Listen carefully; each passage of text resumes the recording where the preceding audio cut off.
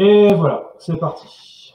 Donc, nouvel épisode du Conseil du Phénix. C'est comme ça qu'on a baptisé ce podcast. Donc, ça fait et pompeux et stylé à la fois. Donc, c'est plutôt pas mal. Hein. Je crois on a touché un truc pas mal. Alors, aujourd'hui, un nouveau thème, toujours qui concerne bien entendu la politique et la spiritualité. On est donc une fois de plus avec notre camarade Frater 7. Salut.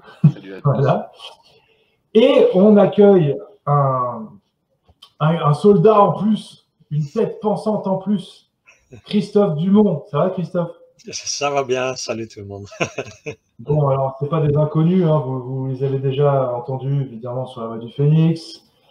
Et là, on avait décidé d'aller dans une thématique différente, mais qui quand même touche notre questionnement de base, qui est la spiritualité et l'ésotérisme. On a fait un premier épisode pour présenter globalement l'idée, et puis là, on va commencer à pointer un peu plus sur des thématiques précises dans le domaine. Et donc, on a dit aujourd'hui qu'on allait parler ensemble du rapport entre l'organisation sociale, donc l'organisation d'une société, donc son rapport avec la spiritualité, slash ésotérisme, slash mystique, slash ce que vous voulez, mais en tout cas ce qui relève de ce qu'on traitait dans le sacerdoce à l'époque. Ça va comme introduction? Ça vous semble clair, les gars ou... Ouais. Ok. Donc le sujet, le voilà. Quelle organisation sociale penser depuis une perspective spirituelle? Est-ce que déjà c'est pertinent de voir la chose sous cet angle-là? Si ça l'est, alors qu'est-ce que ça peut proposer? Si ça ne l'est pas, après tout, pourquoi pas? Ça peut être complètement idiot. Dans ce cas-là, pourquoi ça le serait et qu'est-ce qu'on devrait proposer comme alternative, etc., etc. Moi, j'ai envie qu'on secoue un peu cette boîte-là et qu'on voit ce qui sort. Alors, il y a 3 boîtes différentes. La mienne, celle de Frater 7 et celle de Christophe. On va voir ce que ça va donner. Ok, qui c'est qui commence? On va faire commencer Christophe parce que c'est le nouveau arrivé dans l'émission. Alors, okay. Christophe, qu'est-ce que ça t'évoque? Dis-moi. Bon, ouais, pas mal de choses. C'est dommage, j'ai loupé votre première émission. Alors, je saute dedans avec mes trucs. Ouais. Quand tu m'as proposé le sujet, ça m'a tout de suite intéressé. J'ai tout de suite eu l'association. Comme moi, je travaille avec le corps physique et la vision spirituelle sur le corps physique. Je me suis dit, tiens, je vais faire une analogie en fait entre les 3 centres du corps, tête, poitrine, ventre et le corps social, sachant que bon, moi j'ai étudié Rudolf Steiner, hein, pour ceux qui me connaissent pas, que Steiner a porté en 1819, après la Première Guerre mondiale, quelque chose qu'il a appelé la tripartition sociale, qui est une traduction approximative de l'allemand, c'est pas exactement ok. Mais où il y avait cette idée du corps social, l'organisme social, qui est vu en 3 parties aussi. Donc j'ai commencé à penser ça un peu analogiquement et faire mon petit machin. Et puis après j'ai repris un des livres de Steiner que je vais montrer à la caméra. On voit bien ça. Approche-le un petit peu si tu peux. Ah oui, la caméra, ça ne sert à rien que je suis bête. Ce sera ceci, il n'y aura pas de caméra. Donc, fondement de l'organisme social. C'est les livres qu'il a écrit en 1919. Fondement de l'organisme social. Je fais une parenthèse rapidement, vite fait. Si vous avez des ouvrages que vous voulez partager, vous me donnerez la liste, on les mettra en lien ensuite dans la description. Ouais. Voilà. Ouais. D'accord. Voilà. Vas-y, Christophe. Ouais. Et donc, une des premières choses en feuilletant ce livre que je lis de Steiner, c'est ceux qui pensent que ma tripartition, c'est une analogie avec le corps physique, ils n'ont rien pané à toute ma démarche. Je suis bon, d'accord.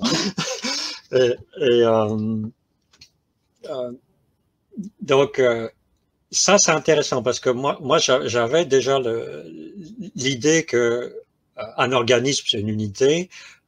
Donc, en voyant comment une vision spirituelle regarde comment une unité s'organise d'elle-même pour se manifester dans le vivant, on allait aboutir à une espèce d'image de l'organisme social. Et, et en fait, Steiner, il prend pas ça du tout comme ça. Il dit non, ça c'est une fainéantise de la pensée, de projeter comme ça un domaine sur un autre. Ce qu'il faut faire, c'est observer les vraies forces en présence dans l'organisme social. Et après, on verra bien où ça va. Mais donc, il prend tout à fait une position de phénoménologue, comme il fait tout le temps en fait, pour regarder les forces mêmes qui sont en présence quand on parle d'un organisme social. Donc ça, c'est une mise au point de méthode que je trouve importante parce que à son époque, et je pense que ça dure encore, il y avait pas mal d'idées comme ça que si on regarde un corps humain et un corps humain vu de manière spirituelle, on va projeter ça sur le corps social et ça va nous donner une image de l'organisme social idéal, cette espèce de cité idéale vers laquelle on va pouvoir aller. C'est une image, je crois, assez forte dans l'histoire de la spiritualité. Et donc lui, il fait pas ça, il reprend tout à zéro, en fait. On va regarder ce qui est là maintenant, devant soi. Et il parle.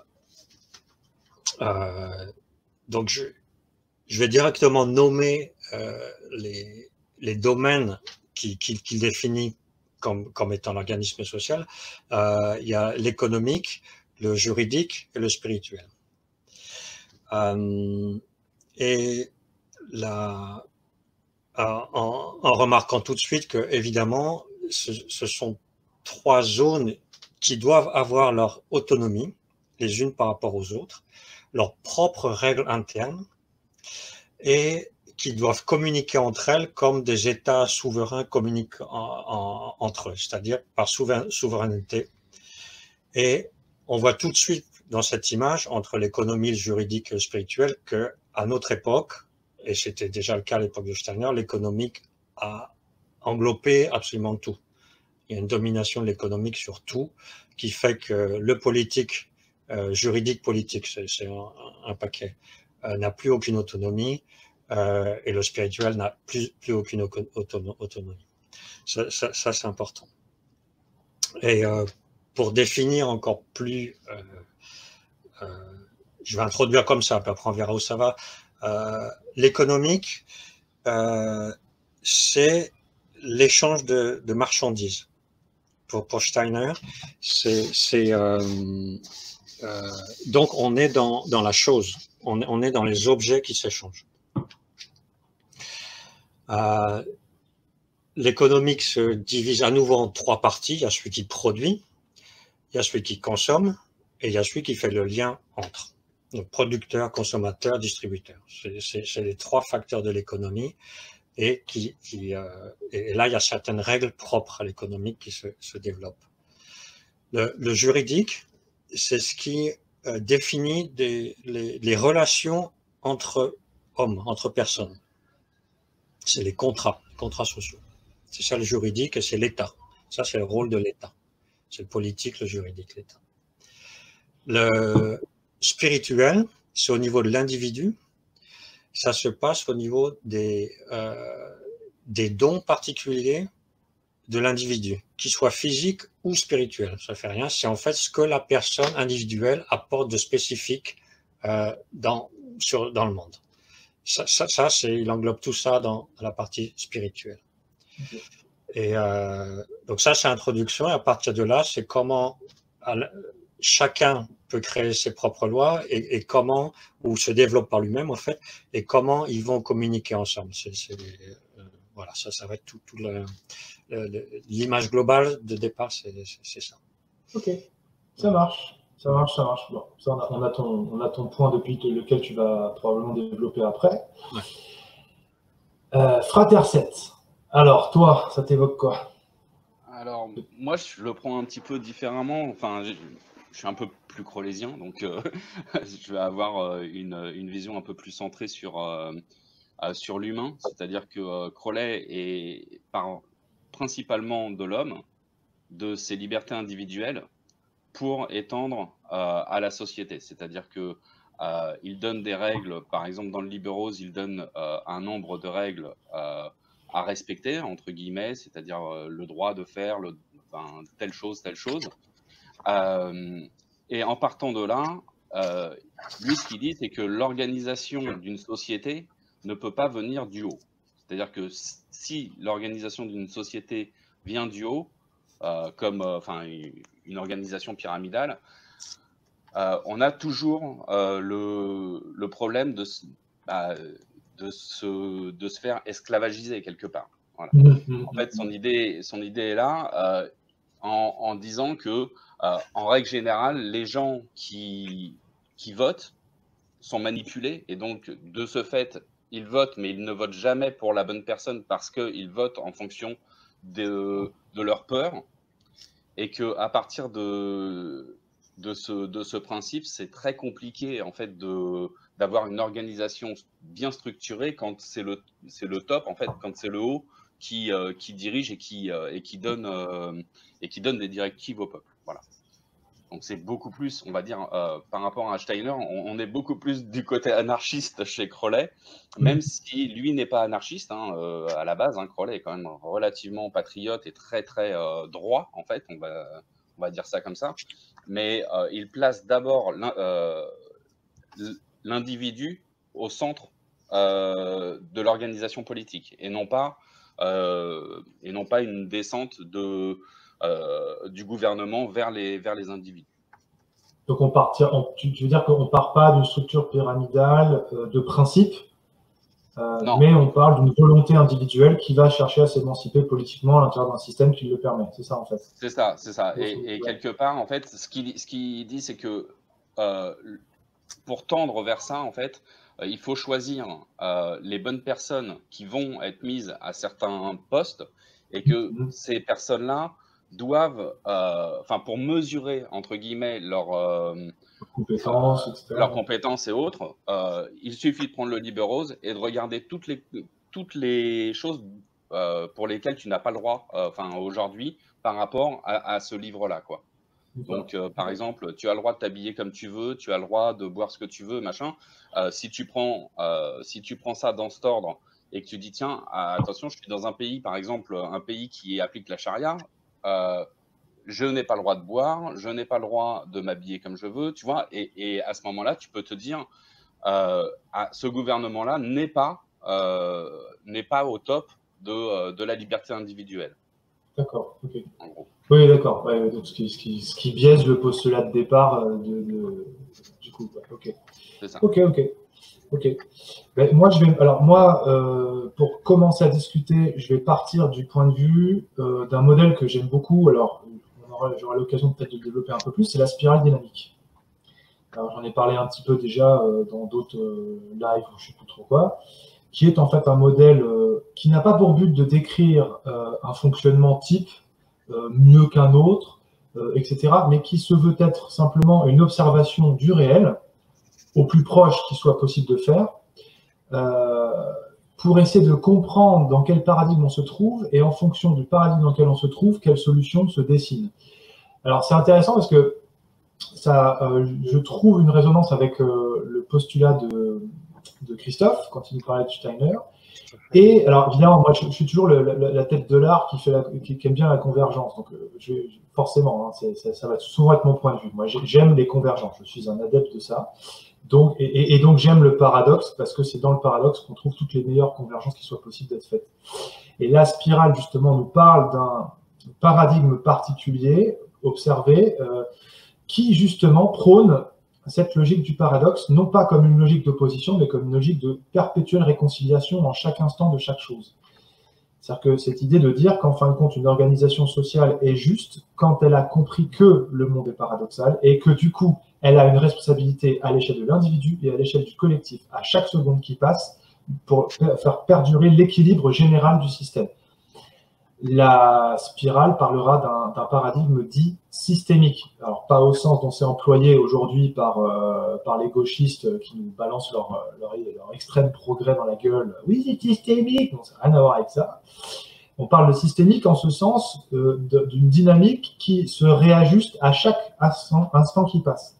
Qu'en fin de compte, c'est le présent qui redéfinit tout le temps l'équilibre du système, et ce présent est habité et accepté et vécu par chaque individu comme par le collectif tout entier.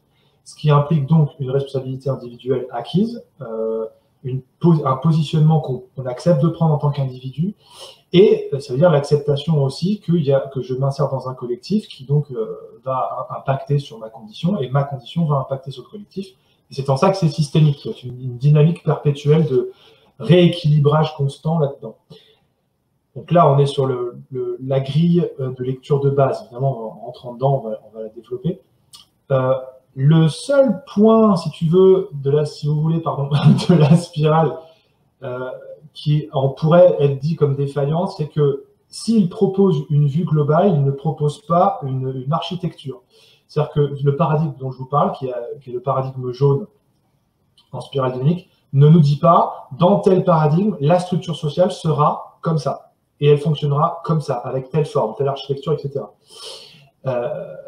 Et ce qui va être intéressant, c'est d'essayer de voir justement, est-ce qu'on peut en dessiner une aujourd'hui, admettons, tu vois. Et donc, moi, je vais parler depuis ce paradigme-là, je vais essayer en tout cas, et puis on va voir ce que ça va donner, quoi. Hein, ok. Alors, du coup, ça pose une question intéressante, c'est celle du collectif et de l'individu. Et comment, dans une organisation sociale qui pourrait être celle de demain, on peut, selon ce que je pense, réconcilier l'individu avec le collectif et réciproquement, puisque manifestement, mon constat personnel, moi en tout cas, c'est de voir qu'il y a une fracture entre l'individu et le collectif. C'est soit on est dans l'individualisme, et donc on érige un monde à cette image, soit on est dans le collectif, et on érige un monde à cette image-là, mais on n'a pas encore trouvé, de mon point de vue, une réconciliation possible. Moi, je pense qu'il y en a une, et elles sont multiples, hein, bien entendu. Et déjà, je pense que c'est un premier point, parce que je me dis, comment on fait pour dessiner une structure sociale si déjà on ne sait pas quel est le point de départ avec lequel on veut démarrer? Est-ce qu'on veut démarrer avec un postulat de l'individu? Donc chaque singularité va essayer de s'exprimer et faire valoir, entre guillemets, sa posture. Ou alors on dit, on fait confiance à un collectif via différents systèmes pour échafauder une structure. Vous voyez ce que je veux dire dans le fond? Ouais. Alors, c'est qui se lance? Disons qu'on est dans un système de polarité, comme ça, individu collectif. Et moi, j'ai peur que si on reste à ça, on reste dans une espèce de ce que tu appelles un paradoxe, mais aussi un genre de conflit permanent. Ouais. Et par manque de différenciation, en fait, bon, j'improvise, hein, c'est ce qui me vient, c'est tout ce qui est liberté individuelle, etc., ce que Steiner appelle le spirituel. Hein, ça, mais par contre, dans le collectif, c'est les liens entre personnes, donc ça englobe à la fois les liens commerciaux et les liens politiques. Hein, et ce qu'il y a, moi, l'idée que Steiner amène qui m'intéresse vraiment, c'est essayer de différencier vraiment qu'est-ce qui appartient à l'économique dans les liens et qu'est-ce qui n'appartient pas à l'économique, qu'est-ce qui appartient au contrat social, c'est-à-dire à l'État, au juridique. Et dans l'économique, c'est quand on dit l'économique, c'est purement un échange de marchandises. Ça veut dire que l'argent en lui-même n'est pas une marchandise. C'est une valeur juridique de contrat entre deux personnes. Et on confond sans cesse les deux. C'est à partir du moment où il y a un échange, si on repart à la base du commerce, moi je suis boulanger, je fais une baguette, je la donne à quelqu'un, je veux quelque chose en retour. C'est ça l'échange de base.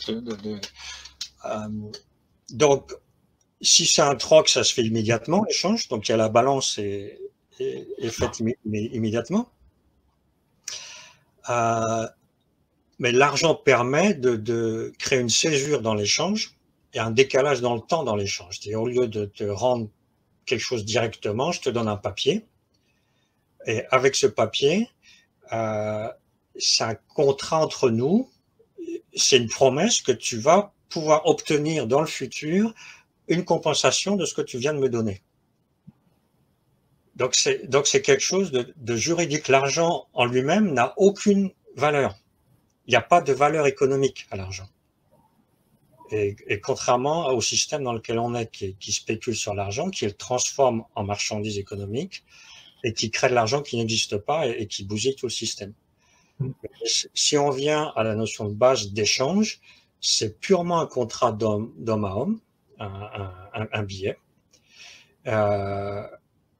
avec en fait une confiance aussi implicite. Que je te donne un papier, ce papier, quelqu'un d'autre va je vais le donner à quelqu'un d'autre qui lui va remplir mes besoins.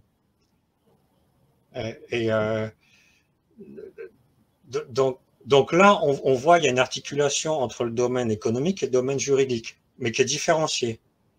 Et quand on le différencie pas, qu'on met tout dans le même paquet, ça fait la spéculation, ça fait qu'on sait plus ce que c'est que l'argent, ça fait qu'on perd la notion d'échange. Voilà, on sait plus où on en est. Enfin, plutôt on sait où on en est, c'est qu'on sait que l'argent devient une marchandise, qu'il est vendu et revendu. Ça veut dire que on perd totalement le contrat initial, et que si je sais pas, j'ai un billet de 10 euros, puis que c'est spéculé qui devient 100 euros, ça fait 90 euros qui sont créés, qui n'existent pas. Qui par contre, quand il va être remis dans le marché, il va falloir qu'il y a des gens qui travaillent pour redonner de la valeur, ces 90 euros. Ça veut dire, ça crée les esclaves qui vont travailler pour ces 90 euros que quelqu'un d'autre aura empoché sans rien faire du tout. Donc ça fait beaucoup de choses ensemble, mais c'est cette valeur de contrat de l'argent, que l'argent n'a aucune valeur en soi, et que c'est un échange, et c'est un échange de confiance au départ. Ouais, ce que tu décris un petit peu, c'est une forme de corruption. L'argent est devenu un objet corrompu qui ne sert plus pour ce qui devait probablement servir, au mieux de ce qui pourrait servir. Ce qui est important, c'est de voir d'où vient la corruption, que c'est une perte dans la compréhension de sa signification. Oui, c'est psychique, entre guillemets. C'est psychique. Le vrai problème est psychique. Et c'est là où on a le lien entre le spirituel. C'est que c'est la compréhension de ce qui se passe dans un échange, par exemple dans le domaine économique, est perdue.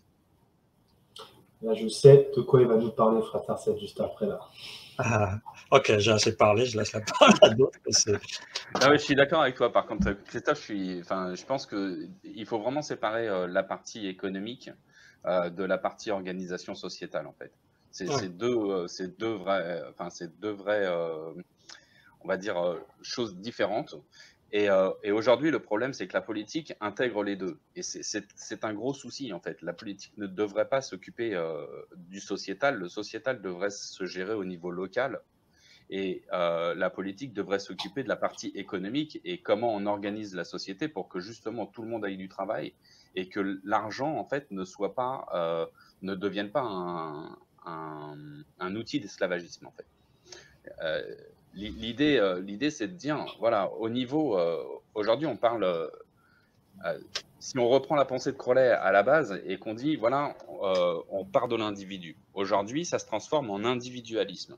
Ce qui est pas du tout, tout ce qui est en isme, c'est vraiment, pour moi, c'est la bête immonde, quoi.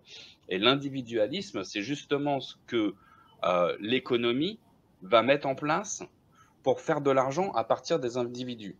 Tu vois, tous les lobbies, que tu prennes les lobbies gays, plein de lobbies différents, sont faits pour créer de l'argent à partir d'une minorité.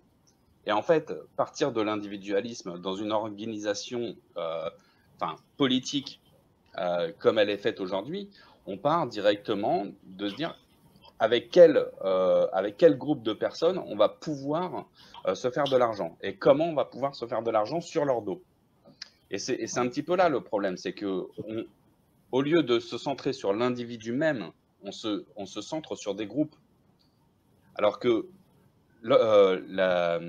si on part de l'individu et qu'on part du local, on en revient à ce que je disais sur le girondinisme, hein, qui est pas mauvais en soi au niveau conception.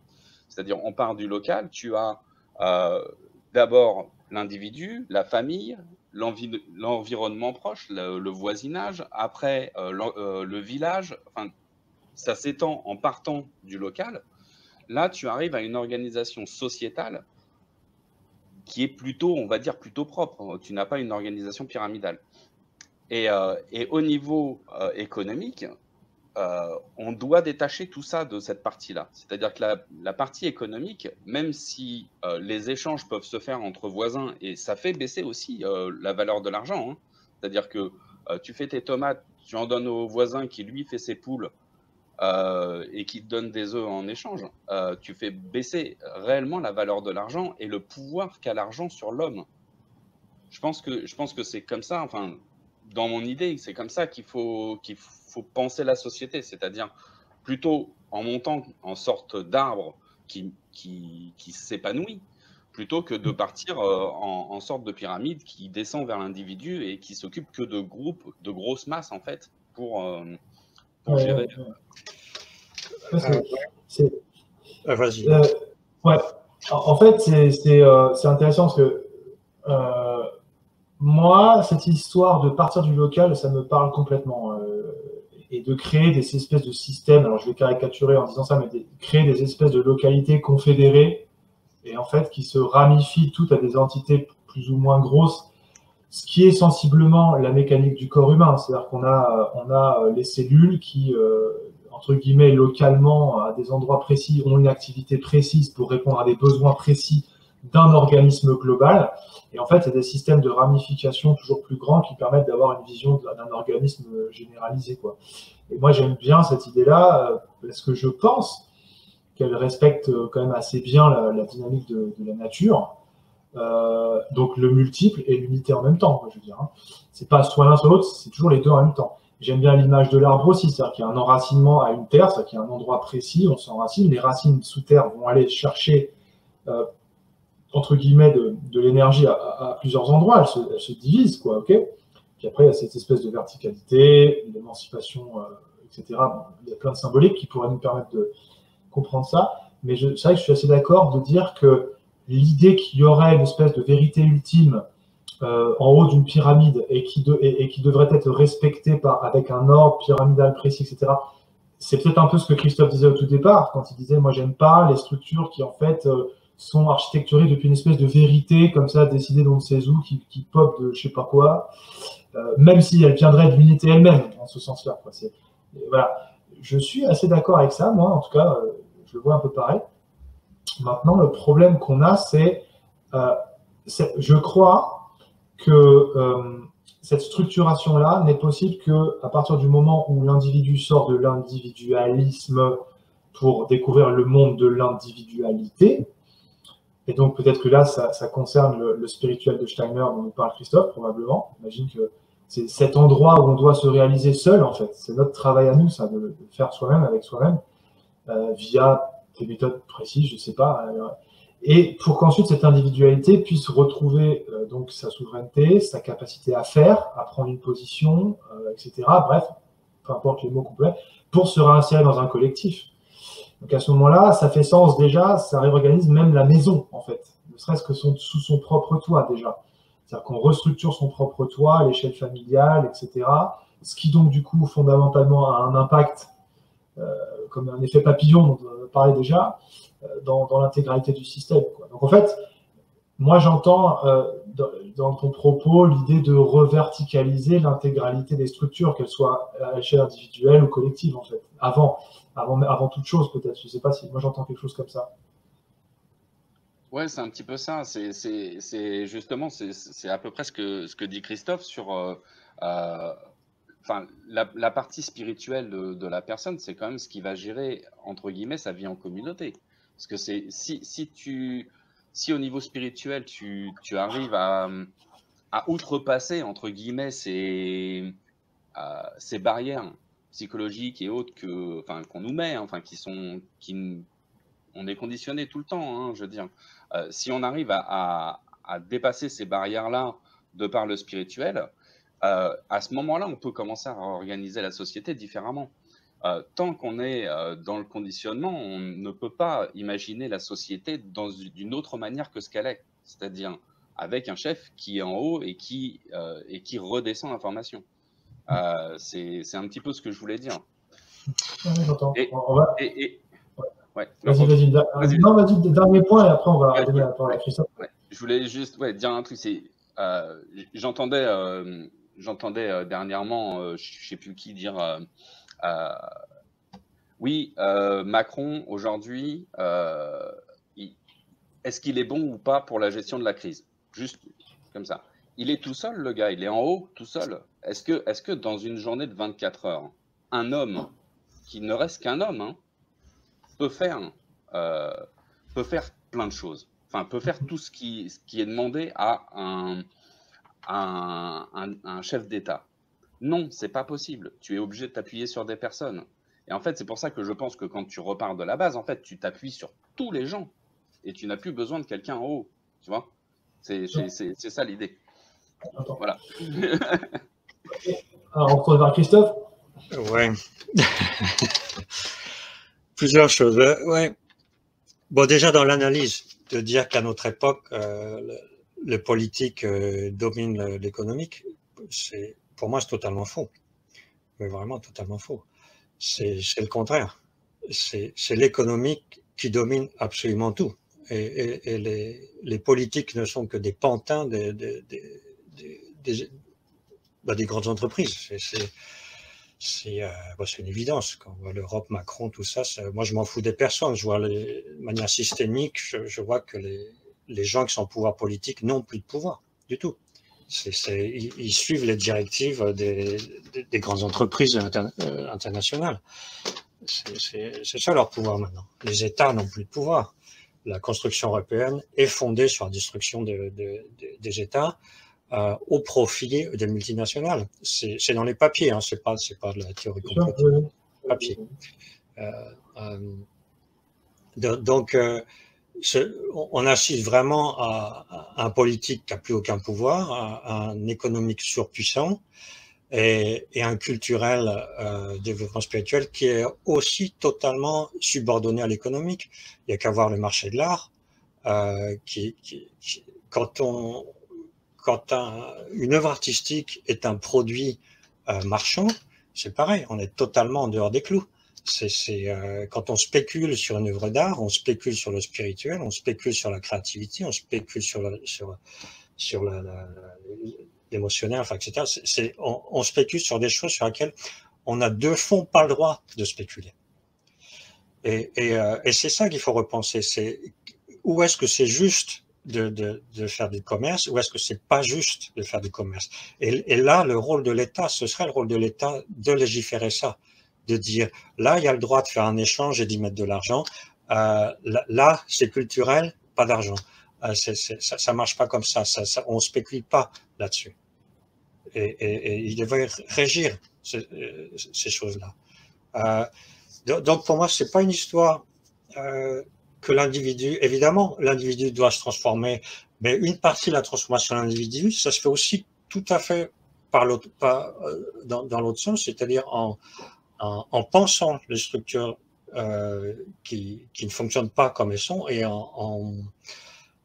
comment dire, vu que c'est l'économique le problème maintenant, en repensant l'économique, quand on repasse à cette chose, il y a un producteur, il y a un consommateur et il y a quelqu'un entre. Ce qui est intéressant avec cette idée, c'est une idée directement applicable. Et il y a une deuxième chose que je voudrais citer, c'est un DVD, c'est 4 DVD en fait. Ça s'appelle L'économique, le juridique, le spirituel. Une série produite et réalisée par Bernard Bonamour. Ce qui est bien, c'est que c'est des gens qui font des choses. C'est pas des gens qui sont en train de penser dans leur bureau, c'est des gens, c'est des chefs d'entreprise, c'est des paysans, c'est des gens qui font des choses, donc qui regardent si ça marche, ces idées-là. Et ces idées, c'est pas des théories, c'est essayer de comprendre les principes de comment marche quelque chose. Donc il y a un paysan, par exemple, qui raconte, ça rejoint un peu l'idée du local, mais c'est un peu près différemment, mais ça fait un paysan, il a pris ses idées au mot, il a dit, OK, moi, je suis producteur. C'est à l'échelle d'un village, effectivement.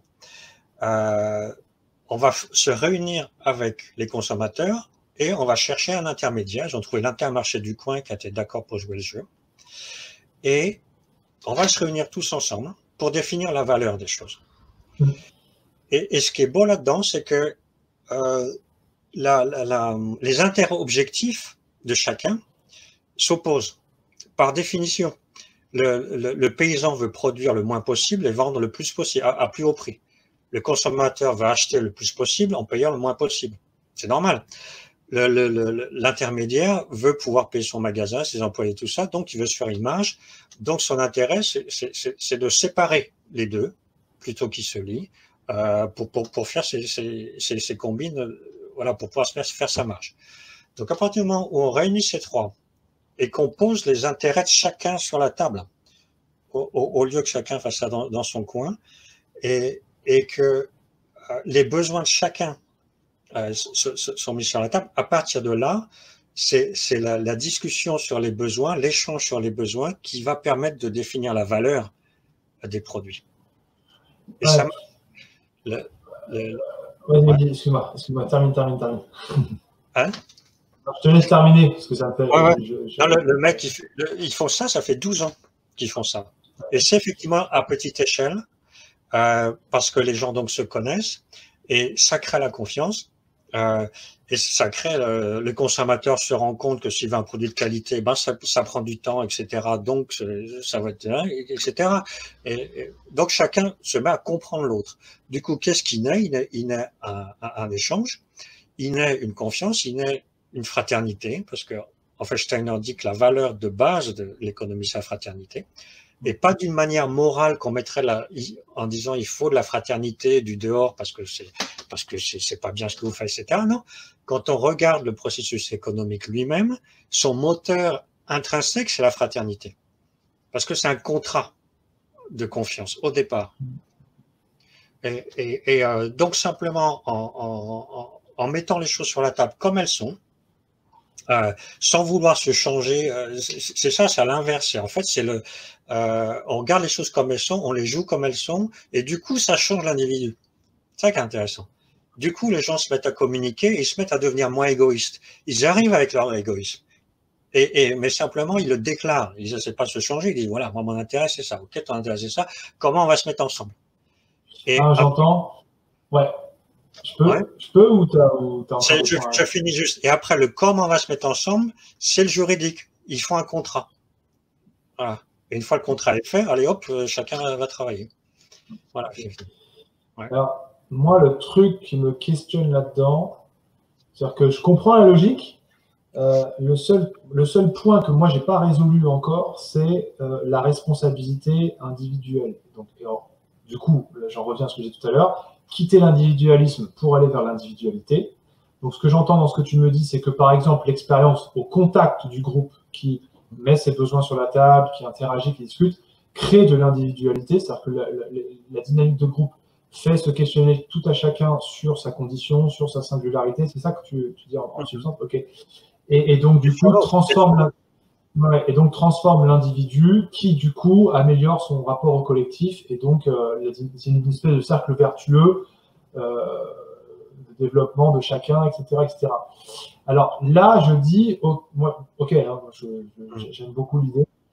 La question que je me pose, c'est comment tu mets en route, en fait, ce truc-là à l'heure dans un monde où, si tu veux, ce que tu dis là implique un minimum de responsabilité individuelle.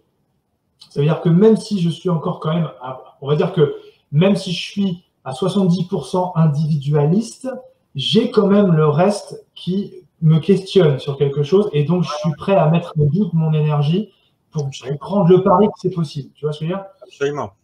Il faut un truc intérieur qui interroge et qui veut ça. C'est cette impulsion-là, j'essaie de caractériser comme ça, où moi, j'ai pas répondu à la question de comment on peut allumer le foyer. Tu vois ce que je veux dire? En fait. Ouais, ça, c'est les besoins spirituels. C'est ce dont tu parles, c'est le besoin spirituel humain et qui n'est pas pris en compte.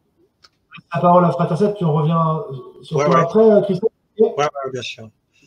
Vas-y. Moi, ça me fait penser, en fait, ce dont tu parles, Christophe, ça me fait penser un peu au Scope. Je ne sais pas si tu connais. Non. Les scopes, c'est des entreprises qui sont faites par leurs employés. En fait, il y a plus d'actionnaire principal. Les employés reprennent une entreprise sous forme d'association de personnes, de différents individus qui travaillaient, par exemple, à l'intérieur de la société. Il y a un exemple en Ardèche, ça s'appelle Ardelaine, par exemple, où ils ont refait leur tisserie de laine.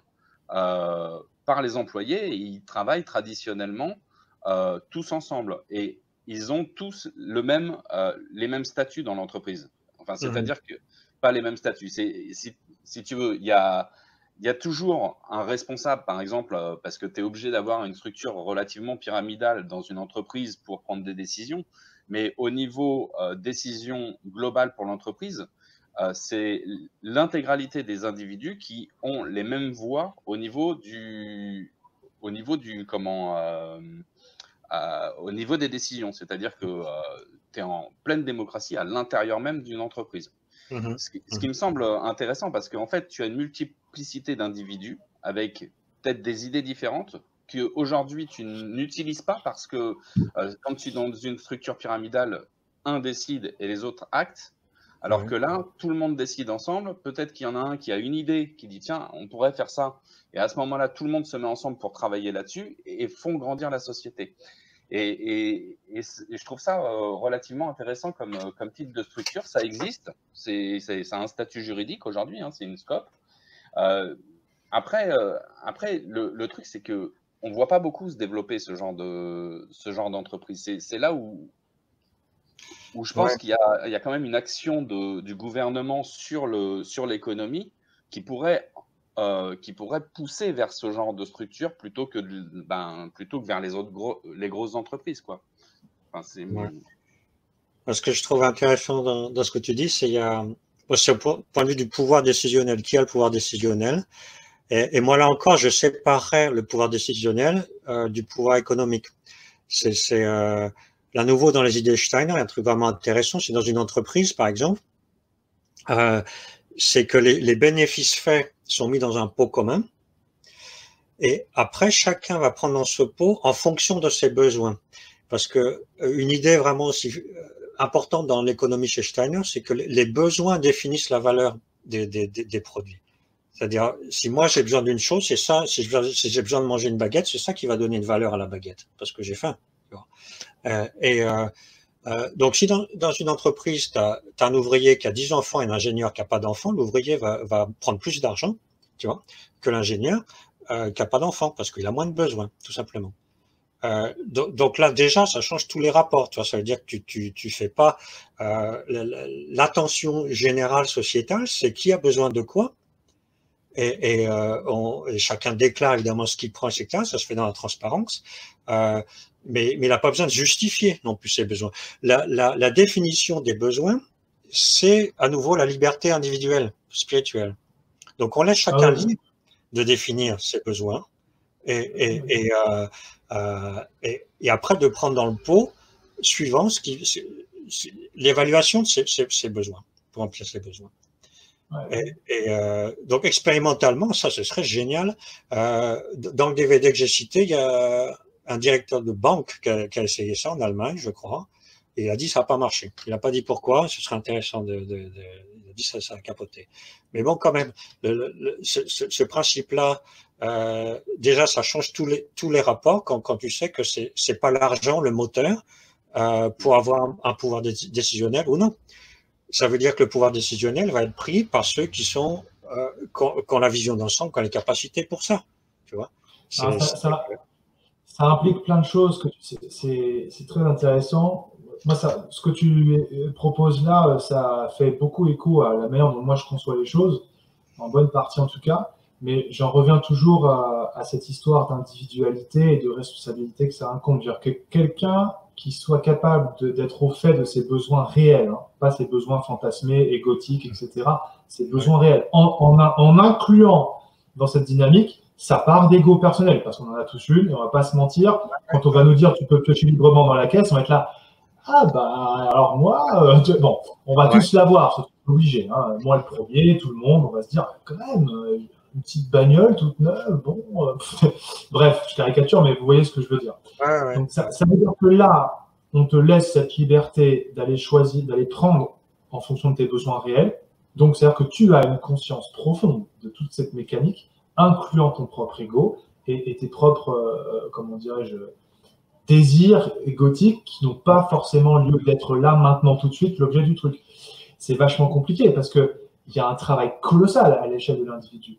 Et je ne sais pas si, et ça c'est une vraie question, donc je doute personnellement, enfin qui pourra être résolue beaucoup plus tard je pense, mais je doute que le simple contact expérientiel avec le groupe et la dynamique de groupe et ces choses-là permettent à tous de découvrir justement une espèce de vérité personnelle, individuelle, qui permettrait à ce moment-là de dire ok c'est bon, grâce à l'expérience de groupe, je me redimensionne à mesure correcte, réaliste, etc., en fonction de ce que je suis et tout ça. Je ne suis pas certain, personnellement, hein, que ça fonctionne. Je ne pense pas que ça suffise. Le simple fait d'être avec le groupe, je ne pense pas que ça suffise. Ouais. Enfin, je peux te dire dans les exemples, là, sur le DVD, le paysan qui a fait ce truc, ça fait 12 ans que ça marche. Ouais. Donc là, ça marche. Le banquier disait ça n'a pas marché, il n'a pas dit pourquoi. C'est effectivement une bonne question. Comment tu mets ça en place aussi? Parce que ça, c'est des principes, pas des formes. Hein. C'est à chaque fois, ça reste tout à fait ouvert. Quelle forme ça va trouver, ça? C'est des directions générales. Mais déjà, ça bouscule toute la manière dont on a de penser les choses et surtout à chaque fois se poser la question ça remettre les choses à leur place. Qu'est-ce qui est du domaine de l'économique, de l'échange de matière, qu'est-ce qui est du domaine de la liberté individuelle, qu'est-ce qui est du domaine du contrat social entre nous, tu vois. Et à chaque fois, il faut reposer la question à chaque mouvement à nouveau. Et comment c'est vivant, tu vois, c'est une chose fixée. Bien sûr. Frater 7, il en dit quoi? Moi, je suis totalement d'accord avec Christophe. Après, c'est vrai que ça dépend de comment est organisée cette société. Comme tu dis, Guillaume, si aujourd'hui il y a une personne dans l'entreprise, dans une entreprise gérée comme ça, qui a des besoins égotiques énormes, il te fait détruire l'intégralité de ta société. C'est-à-dire que voilà, le gars, il s'en met plein les poches et il en a rien à faire que tous les autres soient dans la merde derrière. Après, voilà, je sais pas. Après, c'est un peu compliqué parce que c'est vraiment des organisations expérimentales comme les SCOP. Hein, il y en a très peu en France. Et bon, le système de la SCOP, ça ressemble un petit peu quand même au niveau répartition des richesses à du communisme, parce que tu as quand même, c'est une voix. Donc les gens ont tous la même chose à l'intérieur de la société. Par contre, ça les pousse à essayer de faire monter la société pour avoir plus tous ensemble. Ouais. Alors, je me permets de faire une nuance, si tu veux bien. Et donc, à l'aune de la spirale, justement, je crois que c'est pas du communisme, en fait. Moi, je pense pas que ça. En apparence, ça peut y ressembler dans la forme, mais ça n'en est pas. Et c'est justement toute la difficulté aujourd'hui de faire valoir un système. Moi, je crois, si tu veux, que ce que présente Christophe, c'est le système vers lequel on va. C'est-à-dire qu'il y a un retour du collectif, mais pas simplement je m'oublie dans le collectif. C'est pas ça. Il y a un retour du collectif avec moi dedans, qui porte une responsabilité dedans. Donc, le retour du lien social, la redécouverte de la dynamique de groupe, mais redécouverte avec un paradigme un peu plus complexe, plus développé, etc. On va dire ça comme ça rapidement. Ce qui laisse penser pour beaucoup de personnes que ce serait une espèce de communisme. Quand tu dis aux gens, par exemple, prenons le revenu de base. Le revenu de base, qui est une idée, d'ailleurs, Christophe nous disait l'autre fois que ça vient de chez Steiner, cette histoire-là au départ. Ok, prenons cette idée-là. Cette idée-là n'est pas une idée qui dit, alors, il y a donc un revenu universel pour tous, géré par une entité décisionnelle de qui a le droit d'avoir ce revenu ou pas, et en fonction de critères, ce qui serait du communisme en fait. Le communisme, c'est tu mets une tête pensante en haut de la pyramide qui, au nom du bien commun revisité d'une certaine manière, va dire on a le droit tous au même truc, mais c'est quand même moi qui décide quand et comment. Mais là, c'est pas ça qu'on dit. c'est universel, inconditionnel. C'est-à-dire que même l'État ne discute pas de la question. C'est vous avez tout ça, point barre. Peu importe qui vous êtes, peu importe où vous vous trouvez en termes de classe, même si ça fait plus sens dans un modèle comme ça. Mais tu vois ce que je veux dire par là. Et je crois que justement, l'entourloupe consiste à freiner l'émergence d'un paradigme comme le décrit Christophe, parce que justement, on y appose une espèce de vue communiste derrière, alors que ça n'en est pas du tout. Tu vois ce que je veux dire ou pas? Ouais. Oui, non, ce que j'entendais par communisme, c'est sur le fait que tout le monde a la même richesse dans l'entreprise. Au niveau de la société, c'est la différence. Au niveau de la société globale, au niveau d'une société globale, si tu donnes le même salaire à l'intégralité des individus, tu es dans le communisme. C'est-à-dire que l'entité au-dessus a décidé pour tout le monde. Là, effectivement, en partant comme une scope avec tous les employés qui ont le même salaire et qui font monter la société pour faire augmenter leur salaire tous ensemble, on est dans une structure, on va dire, communiste au niveau répartition des richesses, mais au niveau de la société, on est plus dans l'élévation du bien qu'on veut faire fructifier. Et je pense que c'est une voie, qui me semble vraiment intéressante, de partir justement de ce petit réseau local pour faire monter en fait la structure globale. Comme au sein d'un village, par exemple, s'il y a plusieurs agriculteurs qui savent faire des choses différentes, qu'ils se mettent on va dire en scope, enfin en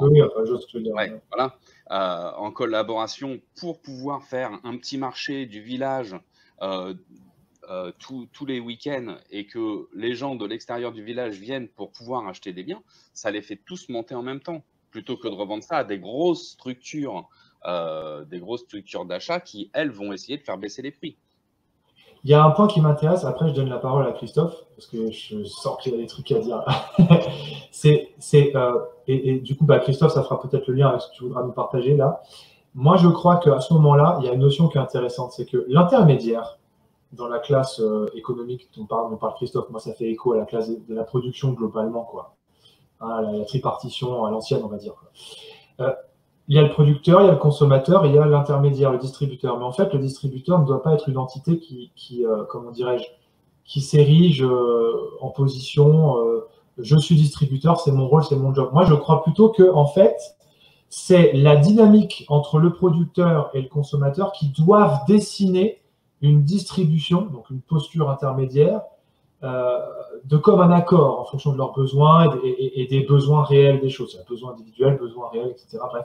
Et non pas, il y a un consommateur, il y a un producteur, et il y a le distributeur, et donc le distributeur, c'est lui qui décide de comment on va conditionner un peu ces échanges. Non, ça doit être, selon moi, je pense que ça devrait être décidé, tu vois ce que je veux dire, entre le producteur et le distributeur. C'était une nuance que je voulais apporter, et je me tourne vers Christophe. Ouais, non, mais ce que tu dis, c'est à peu près ce que j'ai dit tout à l'heure, c'est que ça se décide ensemble. Plutôt que d'être décidé les uns contre les autres en séparant les uns. Ça revient au même. Je n'avais pas entendu ça comme ça, mais ok. Ouais, après, bon, il y a beaucoup de choses à dire. Ouais, bon, ouais. C'est sûr qui possède les moyens de production, le communisme. C'est encore. Ce qui est. Peut-être je voudrais parler. C'est la même chose, mais un peu autre chose. Je trouve les revendications des gilets jaunes et tout ça, sur les. Allez, allons-y. Ça touche la même chose parce que là encore par rapport à ce que j'ai commencé d'étudier chez Steiner, parce que j'ai lu une fois sur Facebook aussi un article qui disait au fond la vraie revendication c'est une revendication de dignité humaine et je pense que c'est tout à fait juste. Avant d'être une revendication d'argent, etc. C'est important, mais c'est ça, c'est en fait la manière dont on est traité, on n'est plus des humains. Et la manière dont on est payé, on peut pas vivre humainement. ce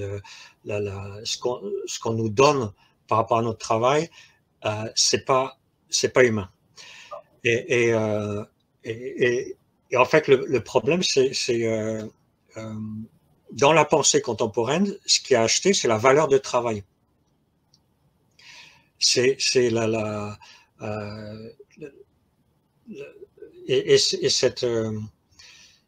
et acheter la valeur de travail, c'est comme acheter une partie de quelqu'un. Et là, quand tu parles des pyramides, etc., aux pyramides, il y avait les esclaves. Là, on achetait les hommes entièrement. Au Moyen-Âge, il y avait le servage. On achetait les hommes à moitié, disons. Là, on achète la valeur de travail. On achète toujours une partie des gens. Et c'est à nouveau la même chose. On achète quelque chose qui ne devrait pas faire partie du circuit économique. Une valeur de travail n'est pas une marchandise économique. Parce que là, on transforme l'homme en chose, et c'est ça qui sent le grand malaise, c'est ça, c'est d'être transformé en chose, et d'être traité comme une chose. Quand on jette, quand on a plus besoin, etc., c'est ça. Et ce cas, c'est génial, je tiens à continuer là-dedans, que l'homme soit traité comme une chose, c'est une espèce c'est une conséquence de la pensée scientiste actuelle, c'est la séparation sujet-objet. C'est la manière d'avoir perdu l'origine spirituelle humaine pour en avoir fait une origine purement naturelle dans le sens de Darwin, d'évolution des espèces, où on est un animal, enfin donc toute cette origine spirituelle est perdue. Et je trouve Steiner décrit une chose géniale. Il dit, en fait, ce qu'il appelle le prolétaire, à son époque, bon, on peut dire ça comme ça, c'est quelqu'un qui vit la pensée scientifique, qu'il le sache ou non. Il est dans le paradigme scientifique d'être un être dépourvu de spirituel, en fait, qui est chosifié, qui devient un objet. Attends, j'ai perdu le fil de ma pensée. Tandis que dans la lutte des classes, la bourgeoisie est encore dans... elle a le travail d'un côté, mais elle est encore dans les relents d'une certaine tradition religieuse, disons, qui nourrit encore son âme. Alors que l'ouvrier n'a plus ça du tout. Il est coupé. On lui dit tu viens de l'animal, c'est ce que t'es en gros. Point barre. Donc toutes les aspirations spirituelles de tout homme, il n'y a rien qui y répond. Absolument rien. Donc il y a une perte de sens totale.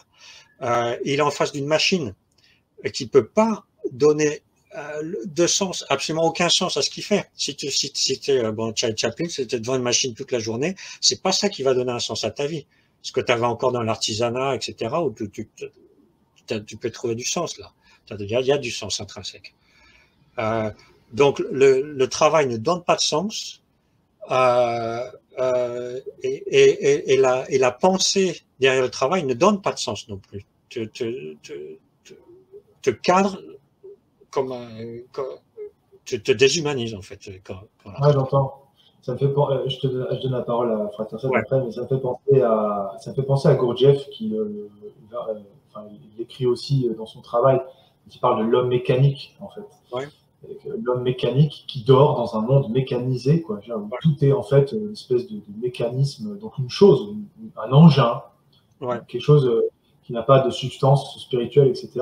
Ce qui est l'enjeu aujourd'hui pour refaire les choses autrement, quoi. Fraterset. Disons que c'est les temps modernes, quoi. C'est voilà, c'est Charlot qui arrête pas de visser pendant tout le film sur la chaîne, quoi. C'est vrai. Ouais. Maintenant, je nuancerai un petit peu parce qu'il y a des gens, enfin, je connais beaucoup de techniciens qui travaillent dans l'industrie et qui sont amoureux de ce qu'ils font. Et je pense que c'est ça qui manque, en fait. C'est l'amour du travail que tu fais. Quelque part, quand tu donnes un sens spirituel à ton travail, ça te permet aussi de le faire évoluer, ton travail. Il y a des gens qui n'ont pas justement ce lien spirituel et à qui on dit tu fais ça, ils font ça. Il y a des personnes par contre qui aiment la matière.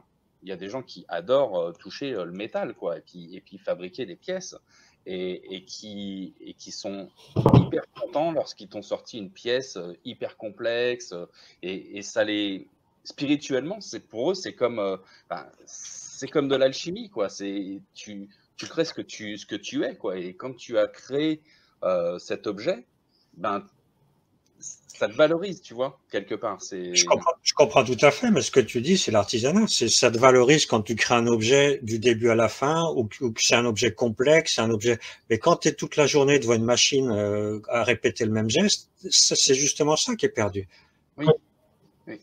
Oui, je suis d'accord. Ouais. Oui, l'artisanat, c'est pas pareil que l'ouvrier.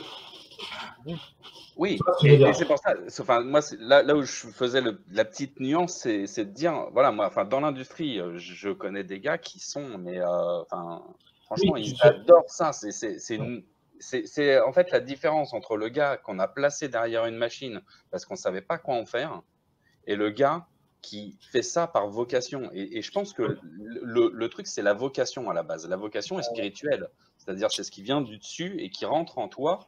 Et tu as cet amour de telle chose ou telle chose. Il y a des gens, ils font des métiers même des métiers très haut placés et qui n'ont pas cette vocation et qui se font chier toute la journée, tu vois. Ouais. J'ai envie de réagir là parce que là, c'est ça, la vocation, c'est mon truc. Moi, je fais chier tout le monde avec ça tout le temps déjà.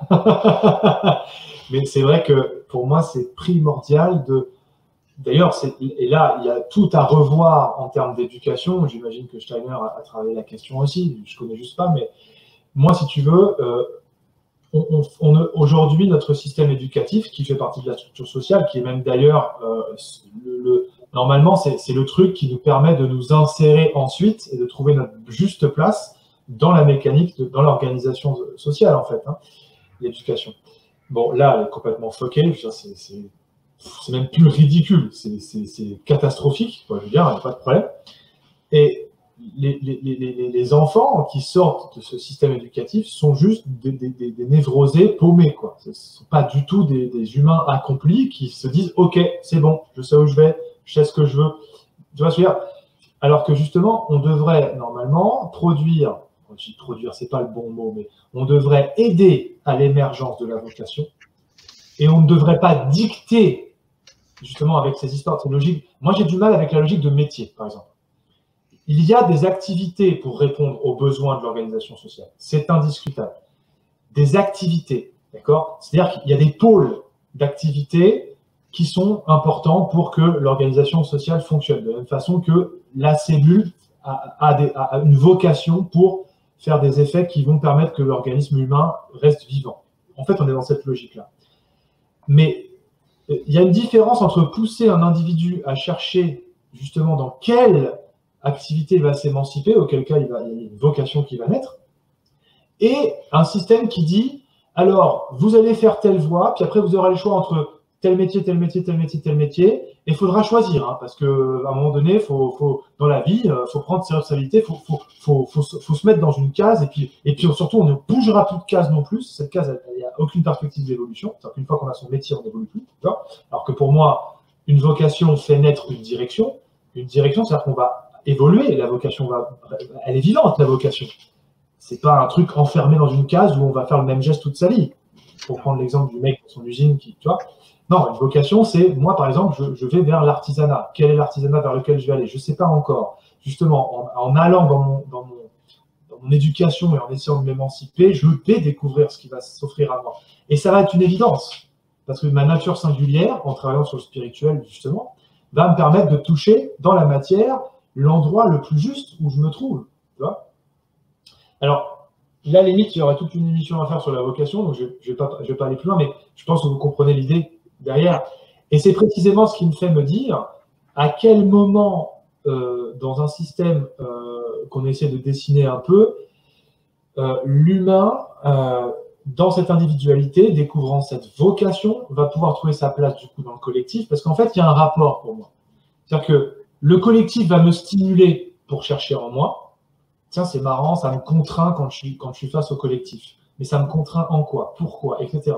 Et donc, en fait, à ce moment-là, si j'ai cette capacité d'introspection et de recherche à l'intérieur, je vais découvrir des verrous, peut-être, ceux qui me sont personnels, propres à mon histoire, que je vais pouvoir déverrouiller, et donc se dessine en moi une position, des envies, des désirs qui n'existaient pas avant, des désirs qui peut-être n'appartiennent pas à ce que je pensais être, mais à ce que je suis fondamentalement. Mais il faut cette capacité d'introspection. Il faut la réveiller quelque part. On est obligé, je veux dire, tu vois. Et comment on fait ça? C'est ça ma question à moi. Tu vois, c'est le problème de l'éducation, effectivement. Et là encore, que dans la structure contemporaine, ce soit l'État qui décide pour l'éducation, c'est une hérésie. C'est à nouveau, il faut séparer, il faut que les systèmes éducatifs deviennent autonomes comme système culturel, ça c'est à nous dans la partie spirituelle, et deviennent acquièrent la maturité de définir ses propres programmes, indépendamment de l'État. L'État, il a juste à dire, à donner les écoles, à faciliter les échanges et tout ça.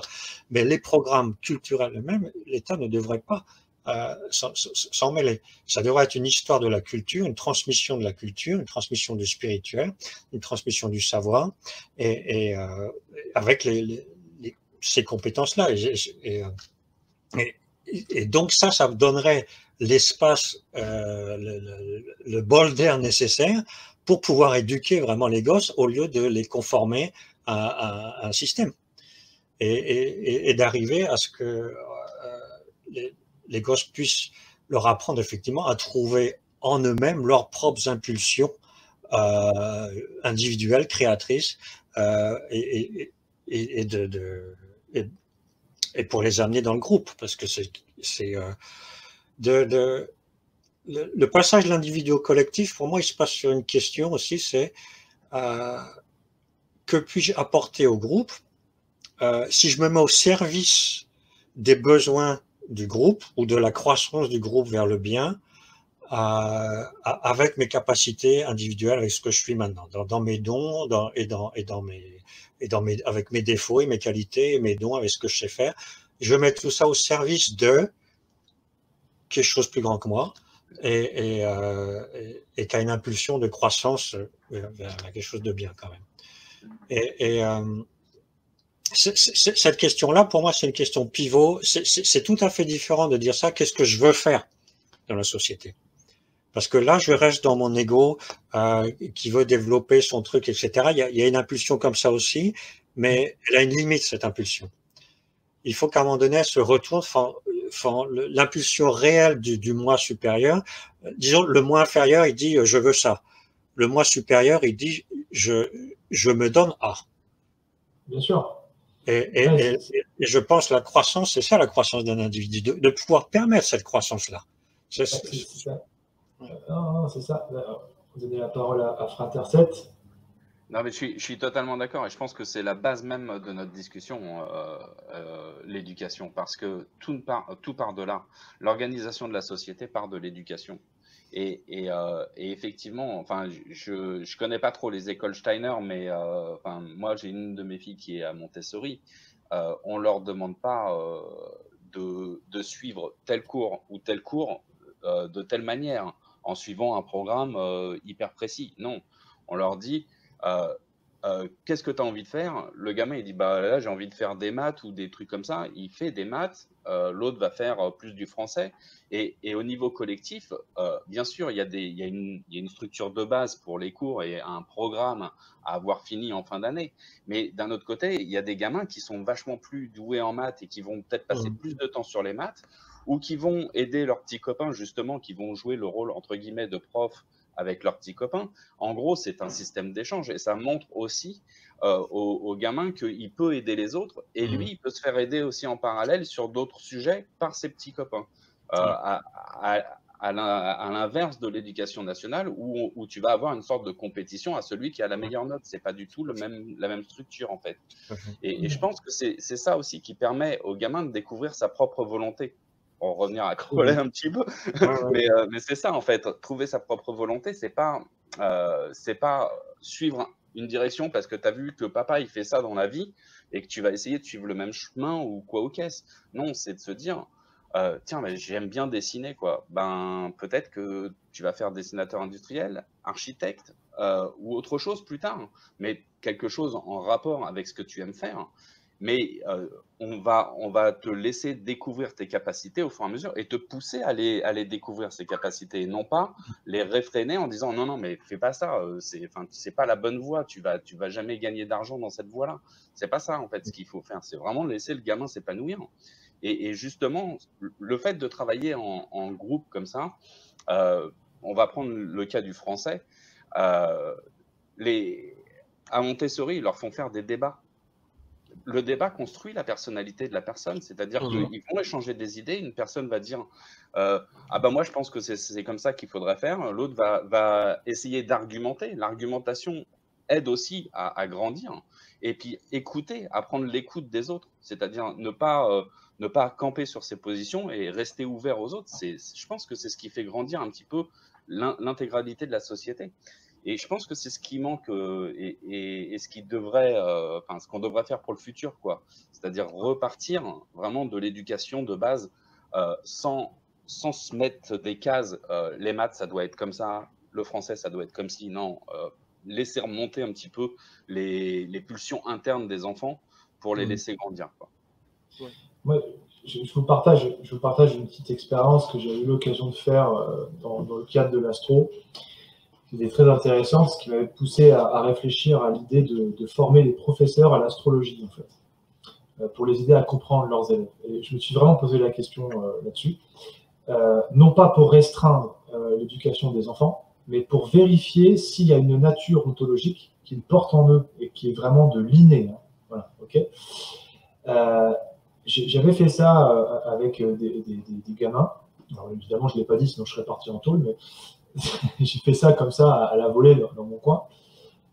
Et j'ai constaté qu'effectivement, les enfants, très naturellement, très instinctivement, suivent leur nature profonde, jusqu'à un certain âge où effectivement le dogme dominant, la doxa, arrive dans leur cerveau, fout le processus en l'air, et là, ils partent une tangente, l'ego arrive, c'est terminé, et le gamin se paume complet. Et d'ailleurs, on n'a aucun outil d'ailleurs pour redimensionner son ego à une proportion raisonnable. C'est vraiment la tangente complète. Ce qui donc conduit à penser qu'il y a un vrai problème dans l'éducation. Alors que quand tu laisses l'enfant développer sa nature, alors tu l'aides, tu l'accompagnes, tu le cadres, etc. Parce que voilà, il va faire des conneries, c'est un môme, c'est normal, il n'y a pas de souci avec ça. Mais ce cadre n'est pas celui que tu penses qui est bon, c'est pas non plus le cadre familial, c'est pas non plus le cadre de la société, c'est le cadre de la nature elle-même.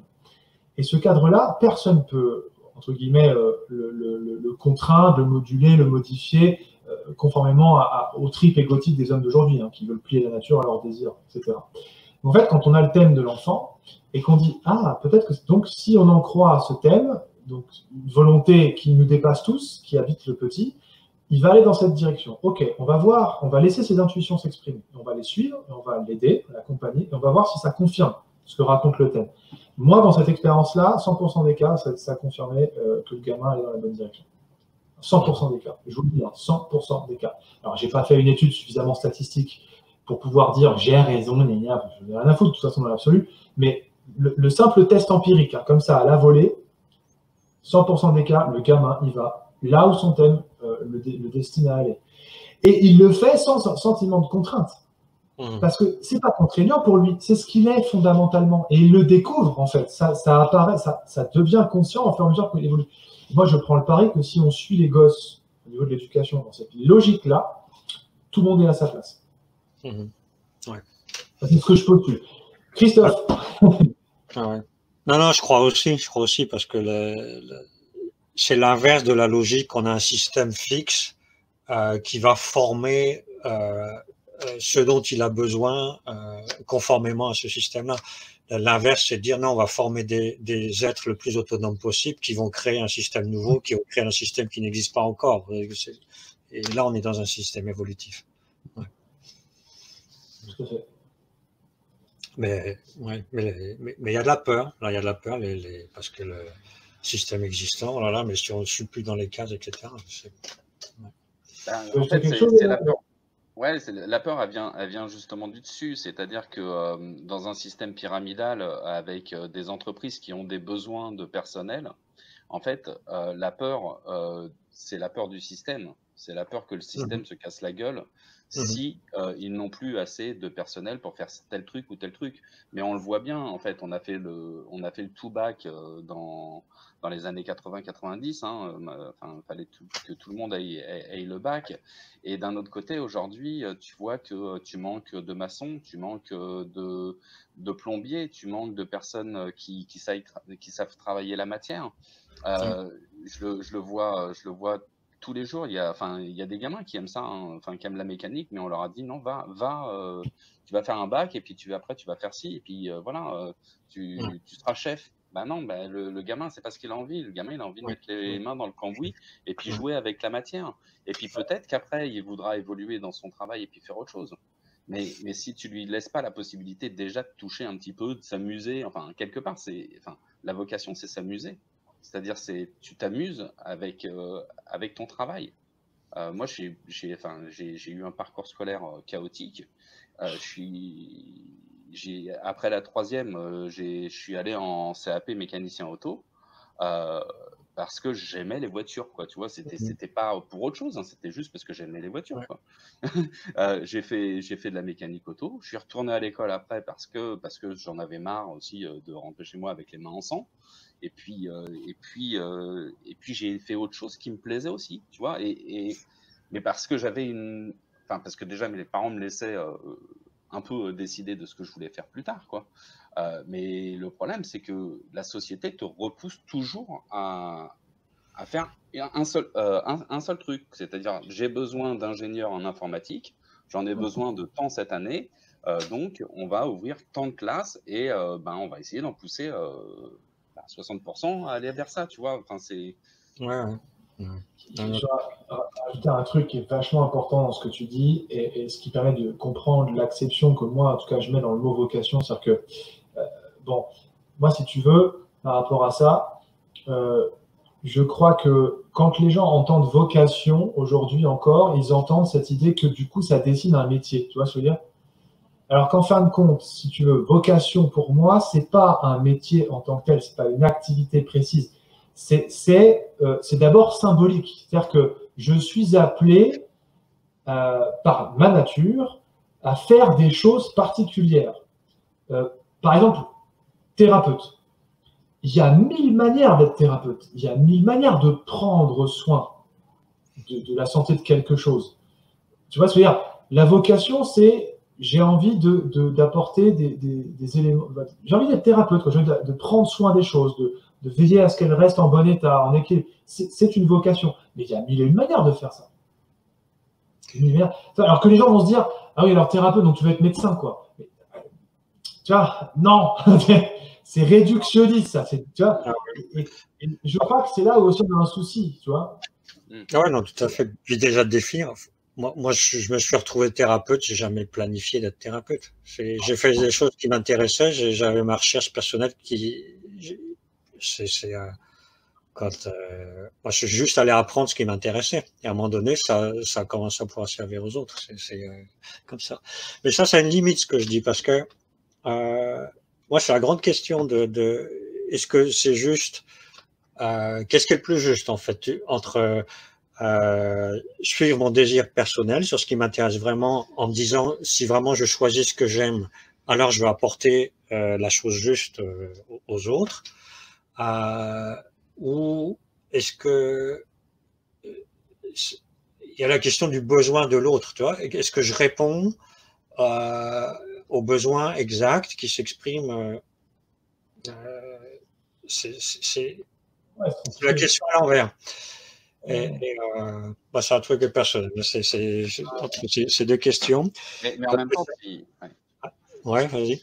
en même temps, si tu aimes ce que tu fais, même si tu n'apportes pas la chose de la manière que l'autre l'attend, quelque part, elle voit que tu le fais avec plaisir. Et en fait, même si tu fais des erreurs ou quoi aux caisses, quelque part, tu as fait ton travail avec amour, quoi. C'est ça que.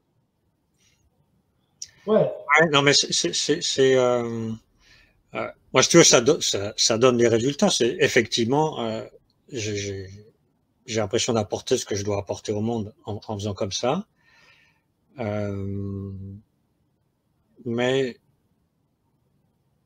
disons, à chaque fois que je dois faire un pas nouveau en tant que freelancer, thérapeute, si je pose la question qu'est-ce que je veux, du moins au point où j'en suis maintenant, c'est plus la question qui est vraiment juste.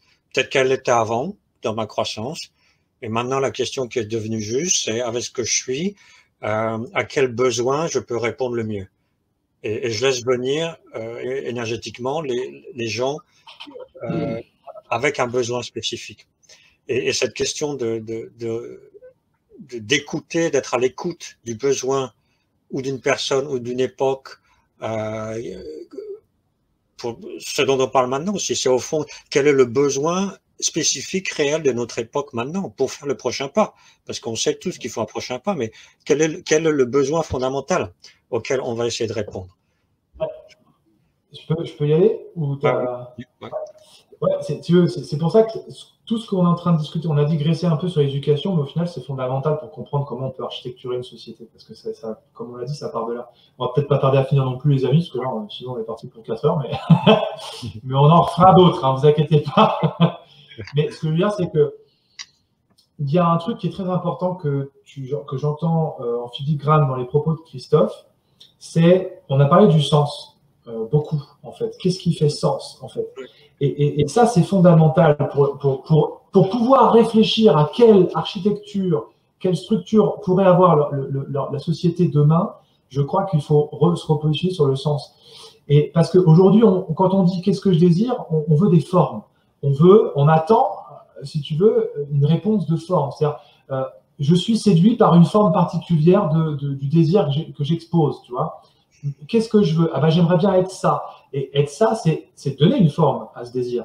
Et dès que le désir prend une forme, alors je me laisse séduire par cette forme et elle devient un objet de réalisation. C'est le côté rêve américain, tu vois, genre, moi je veux être superstar, ok, paf, et tout mon machin, je caricature, mais c'est une forme, c'est une forme. Alors que là, on essaie de partir à un niveau un peu plus élevé, si j'ose dire. Hein, en fait, c'est le rapport astral-lunaire, astral-solaire que j'aime faire souvent. Astral-lunaire, on est dans le monde des formes, mais est-ce que c'est les bonnes? On ne sait pas, parce qu'on ne sait pas ce qu'il y a derrière, en fait. On ne sait pas ce qu'elles habitent, ces formes, en termes de sens. On n'en sait rien, donc on se laisse illusionner par la séduction de la forme, c'est super, la forme est jolie, ah là, c'est moi, bref, on va écouter. Astral-solaire, c'est le sens derrière la forme, ce qui révèle la vocation, la place juste, etc. Donc, on fait partie du projet, parce que le sens profond, c'est nous qui allons l'incarner, ça doit nous faire plaisir, en théorie. Si c'est le bon sens pour nous, ça nous fait du bien. Donc individuellement, on est contenté. L'ego, il fait « Ouais, en fait, ça va, c'est cool. » Il arrive à faire son affaire avec ça. Et en plus, on répond à un besoin transcendant, si j'ose dire, ou en tout cas beaucoup plus grand que nous. Tu vois ce que je veux dire par là? Et c'est pour ça que, pour moi, fondamentalement, dans l'éducation, on ne doit pas chercher aux gamins, on ne doit pas les emprisonner dans les formes. Tu seras tel métier, tu feras telle étude, tu feras telle matière, mais le sens, pourquoi on fait des maths? C'est pas les mathématiques qu'il faut apprendre, c'est pourquoi on fait des mathématiques qu'il faut apprendre avant toute chose. Tu vois ce que je veux dire? Et après, le gamin va se dire, ah mais moi, du coup, ça fait complètement sens de faire des maths. Du coup. Tu vois? Maintenant que je sais à quoi ça sert, pourquoi, comment, qu'est-ce que ça permet, le sens, bah, du coup, c'est logique pour moi de faire des maths. Tu vois ce que je veux dire? Il y a des gens que je pense à 2 personnes que j'ai connues dans ma vie, dont une qui fait partie de ma famille, qui a été une concertiste classique en piano extraordinaire, une personne mais qui a un niveau technique redoutable, enfin un colosse du classique, hein, d'accord. Elle n'a jamais aimé ça. Ça n'a jamais fait sens.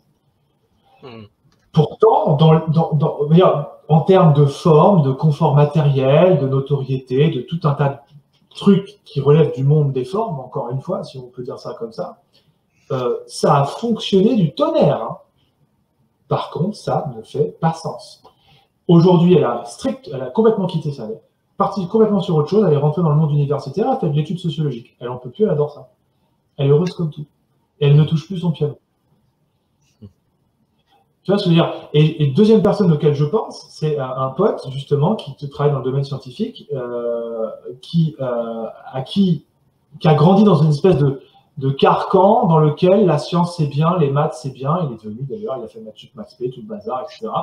Il n'est pas fondamentalement malheureux, si tu veux, mais il n'est pas non plus en extase. La vie n'est pas un plaisir incroyable, quoi. Je veux dire, il se lève le matin, il fait ce qu'il a à faire. Bon, ça va, la monnaie rentre dans le compte en banque, c'est OK, quoi.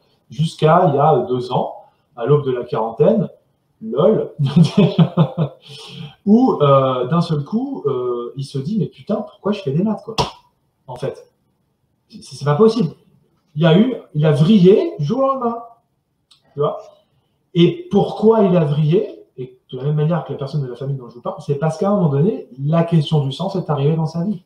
Est-ce que mon histoire, là, ce que je fais, tout ça, est-ce que ça a un sens pour moi, en fait? Et là, le type dit, bah non. En fait, les maths, ça m'emmerde, en fait.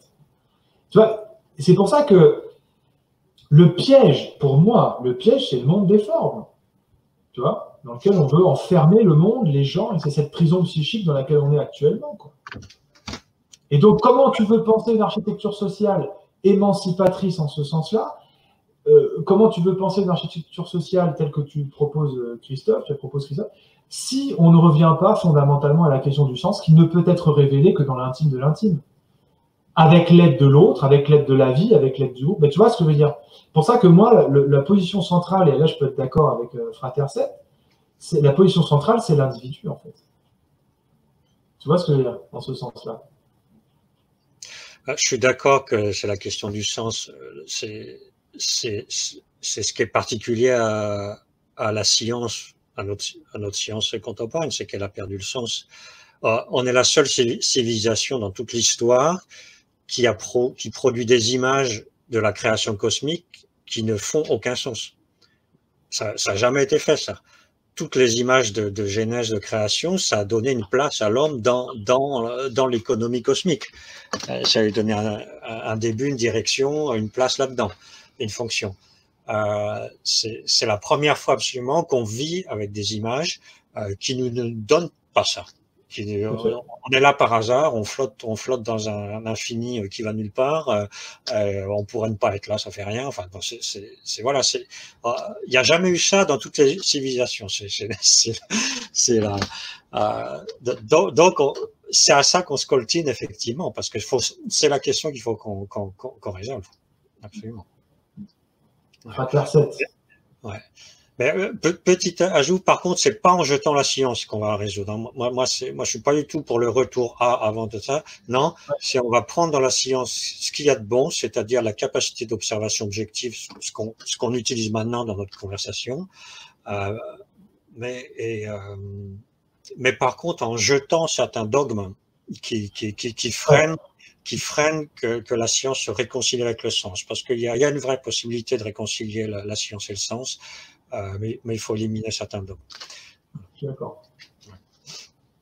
Ouais, je pense, ouais, tu as raison sur ce point-là. Je pense que d'ailleurs, c'est l'humain le centre, en fait. La science doit être au service de l'humain et ne doit pas être au service de l'individu. C'est un petit peu ce qui se passe aujourd'hui. C'est-à-dire que grâce à la science, tu fais des choses pour l'individu, tu augmentes les hommes.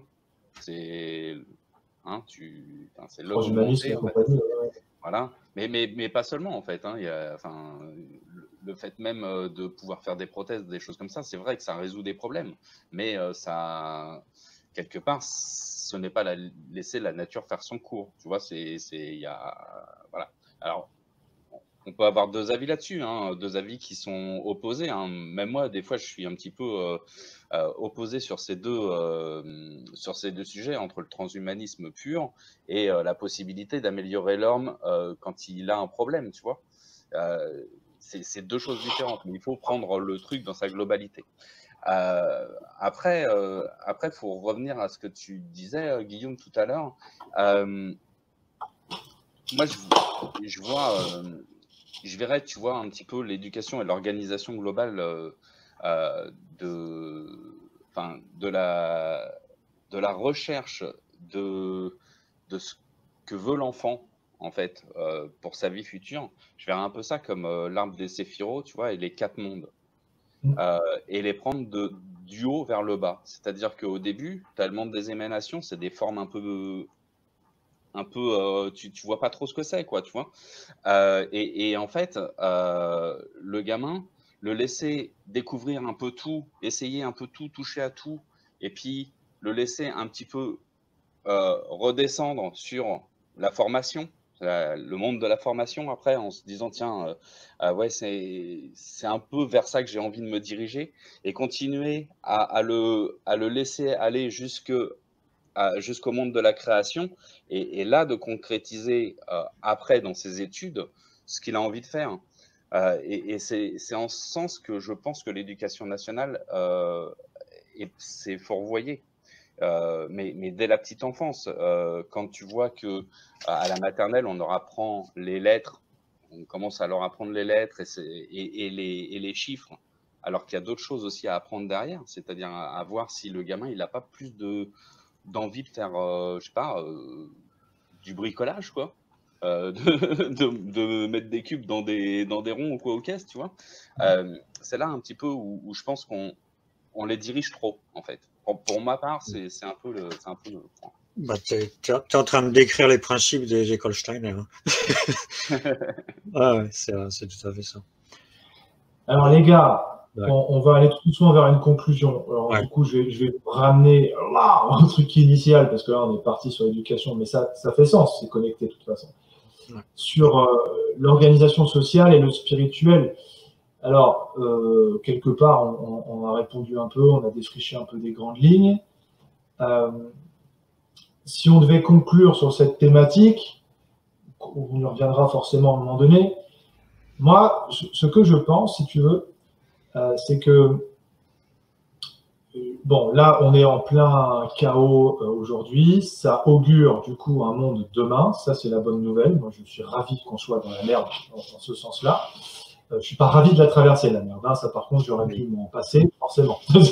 Mais par contre, ça me rassure de me dire, oh, enfin on y est, on a crevé l'abcès, bon maintenant c'est le bazar, mais au moins on va pouvoir travailler tout doucement à l'avènement de la suite. Bon. Moi je sais que je souscris à cette idée que tu as développée un peu, Christophe, avec cette tripartition. Ça fait écho, moi, si tu veux, à l'ancienne grille de lecture, effectivement, du Moyen-Âge, avec la société, avec les trois classes, etc. Alors, en fait, on revisite cette idée à l'aune de notre monde aujourd'hui, remodernisé avec des besoins nouveaux, une lecture nouvelle, etc. Moi, je souscris complètement à cette idée-là, c'est-à-dire qu'on arrive à faire migrer l'essentiel de la tradition vers, en fait, notre paradigme actuel, avec la science, avec la pensée d'aujourd'hui, avec tout ce qu'on a découvert entre-temps. Moi, je crois que la clé de voûte, c'est ça. Revenir sur un modèle de tripartition, je pense que c'est une clé de voûte aussi.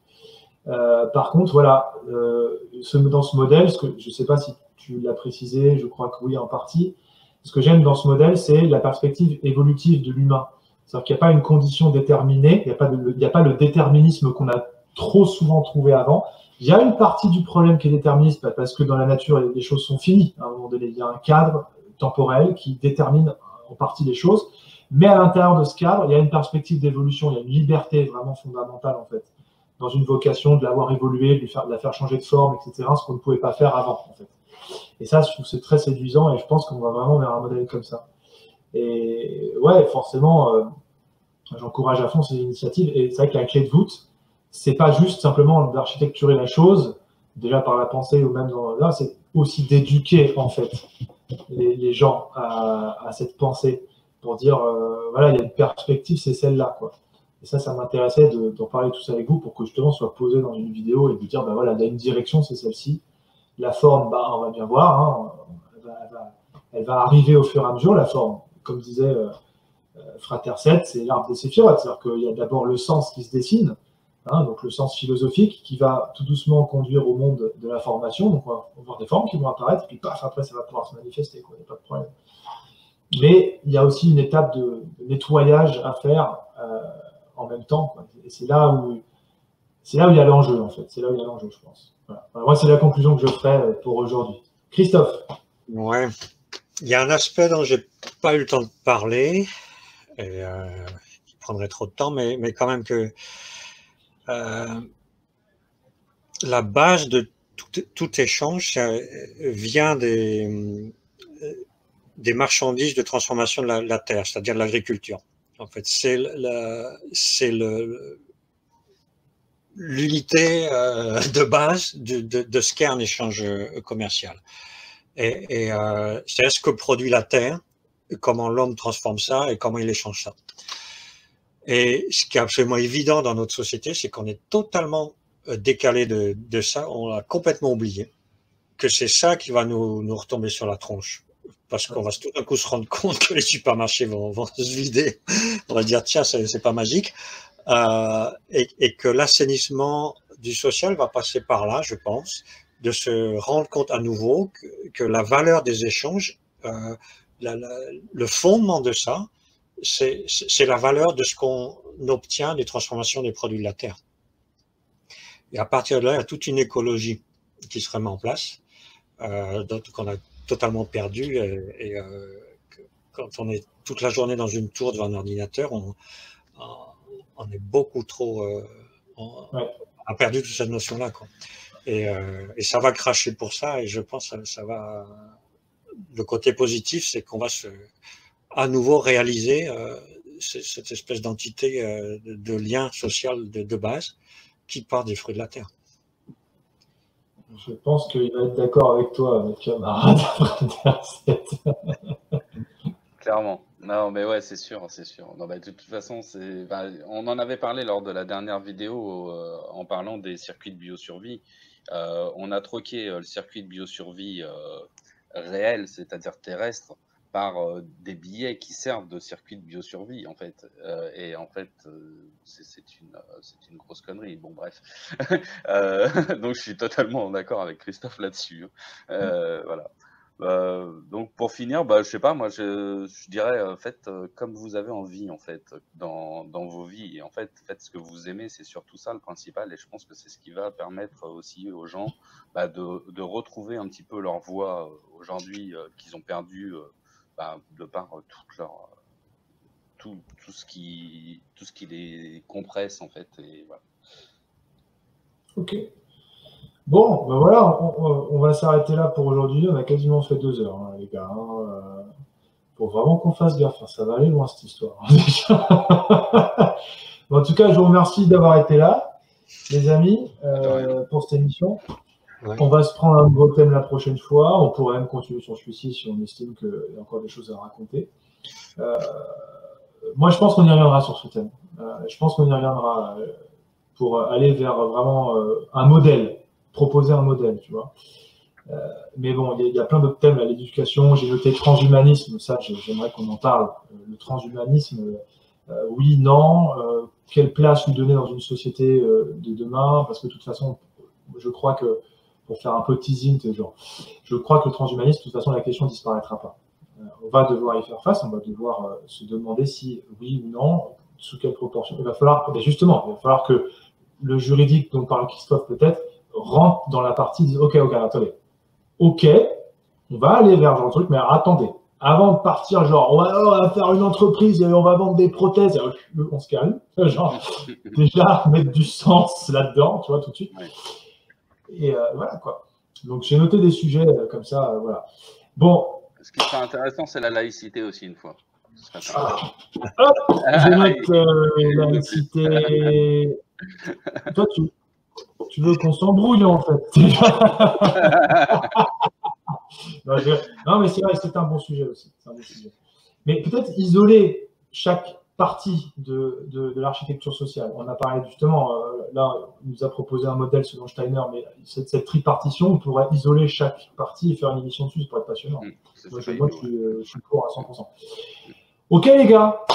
Okay. On se laisse là, on se dit au revoir et puis au prochain épisode. Hein, okay. À bientôt. Salut.